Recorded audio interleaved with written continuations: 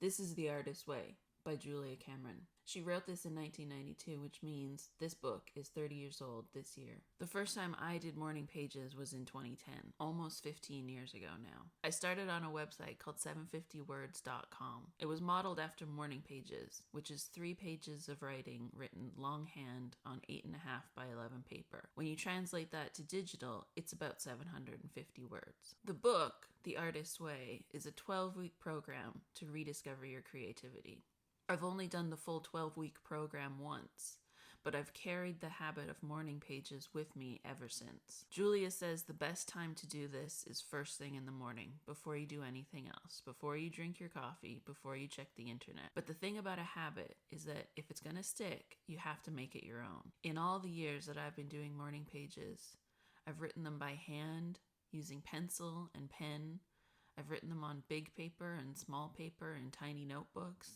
And I've written them on my computer, in a browser, in plain text. I may not be doing morning pages exactly the way that Julia says, but I'm doing them.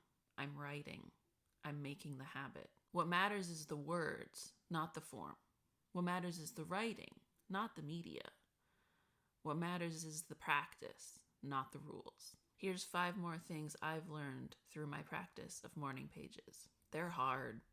Morning pages are hard. We don't talk enough about how hard they are. Julia says you have to do it first thing in the morning, but the first thing I do in the morning is I check my phone. I know it's a bad habit. I know I shouldn't do it. So the writing comes later, but at least the writing comes. Sometimes you really don't want to write, but as soon as you start, you keep going.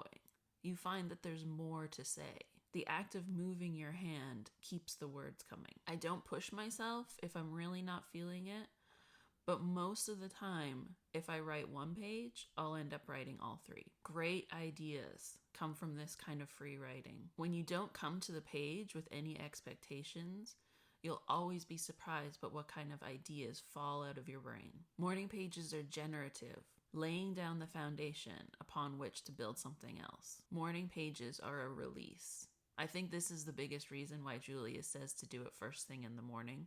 Writing my morning pages is kind of like therapy. It's getting all that garbage out of my head, putting it on the page. As soon as it's on the page, then you can get rid of it. I keep all of my morning pages. I'm an archivist at heart, but I put them in a box and they're out of sight, they're out of my mind. Morning pages are also a kind of meditation.